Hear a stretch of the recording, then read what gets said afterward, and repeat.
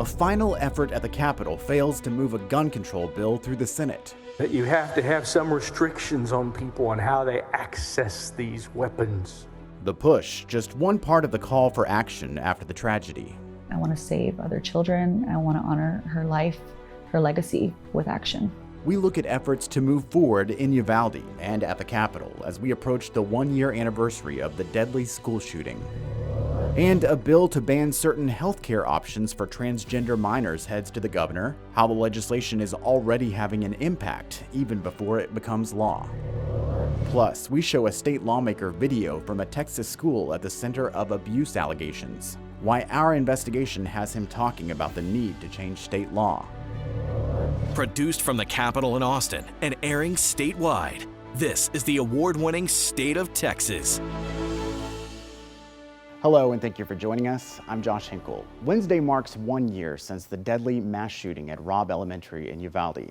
The anniversary is bringing attention to efforts to respond to the tragedy and the work to move forward. Here in Austin, lawmakers have taken up several measures aimed to improve school safety. Results have been mixed, and despite pleas and protests from family of children killed in Uvalde, legislation aiming for gun control has failed to advance. Politics reporters Monica Madden and Ryan Chandler have been reporting on the upcoming anniversary. Monica and Ryan join us now. You both traveled to Uvalde this past week. What was it like there as the anniversary approaches? Josh, every time we go back there, it's always, I feel my heart is heavy being back in that community. You see the crosses in the town square still there. You see the crosses outside of Robb Elementary, which is still there. And you can just, it almost feels like time is frozen, especially when we're out and talking to members of this community who are still really struggling with what happened, given, one, just how tragic everything was, and two, the lack of transparency and accountability that we've seen in the aftermath of the year. We spoke to Kim Rubio. She is a mom who lost her daughter, Lexi. Lexi was one of the 19 children who died that day. And, 1 year later, Kim is still having a really difficult time just even processing what happened, and being able to grieve and move on and get closure is a difficult thing for her. Here's what she had to say about who Lexi was and how she's trying to honor her. I don't want her to be remembered just for this tragedy, just for May 24th. I want her to be remembered for the beautiful person that she is. I take it on my shoulders now. I think she still has the potential for change. It just has to be through me. And that's why I take this all so seriously. It's my greatest responsibility. I want to save other children. I want to honor her life, her legacy with action. We've heard that thought from other parents of the shooting victims, and several of them have repeatedly made that 3-hour drive from Uvalde to come to Austin, calling on lawmakers at the Texas Capitol to act. Well, they haven't always had success with their pleas to lawmakers, though, particularly when it comes to gun legislation, right? No, not even close. Uvalde's Democratic State Senator Roland Gutierrez, he has been the loudest voice in the legislature for gun safety reform.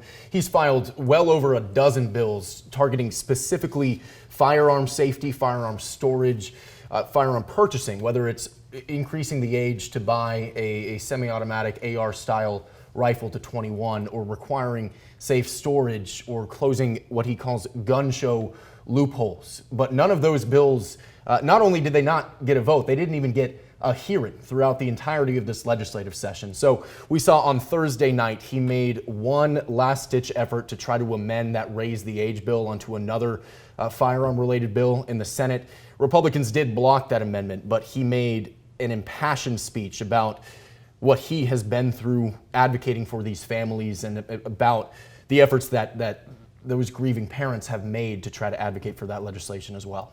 It's all they had left. To be able to come to you and advocate so that this wouldn't happen again to anybody else's kids. Of course, we know it has. It happened 2 weeks ago.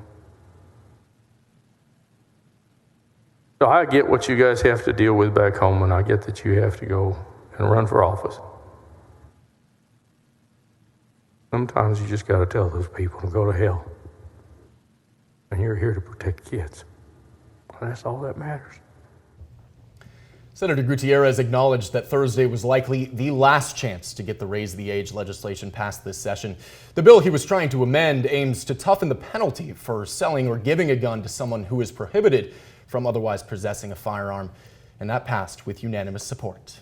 Well, lawmakers in Washington did pass gun control measures shortly after the Uvalde mass shooting. Has that legislation made much of a difference? U.S. Senator John Cornyn of Texas was one of the leaders on that bipartisan Safer Communities Act, and he was in Austin over the weekend, and I caught up with him and asked him if he thinks that that package did enough. And he actually gave me some numbers. He came prepared with how he thinks that this legislation has been making an impact. He said there's been a 52% increase in federal prosecutions of unlicensed firearm dealers. He also said that there have been 160 instances in which the FBI has identified people with juvenile records that pretty much prohibited them and disqualified them from being able to purchase a firearm. So, of course, you know, gun rights or gun restriction advocates, rather, have been saying it's not enough. They want to see an age limit on purchasing those semi-automatic weapons, and some of them want to see a complete ban. But Senator Cornyn said, as a Republican, he has to balance protecting Second Amendment rights, and he thinks that this package that they passed last year, which really was a historical package, he thinks it is making a difference, and their goal is just making sure that criminals do not get access to these firearms if they have bad intentions. Well, the two of you have a series of reports looking at the legislative and community response to Uvalde 1 year later, and you can see those stories beginning tonight and through Wednesday on this station. Thank you both. Thank you. What's next? Like, I don't know where they're gonna stop, but I frankly don't want to be here to find out either. Families of trans children making plans to live outside Texas. How legislation that's poised to become law is making an impact. Plus, we show a state lawmaker video from a Texas school at the center of abuse allegations. What are they doing, holding him down? I mean, because if you throw any child down like that, that's abuse. Why our investigation has him talking about the need to change state law.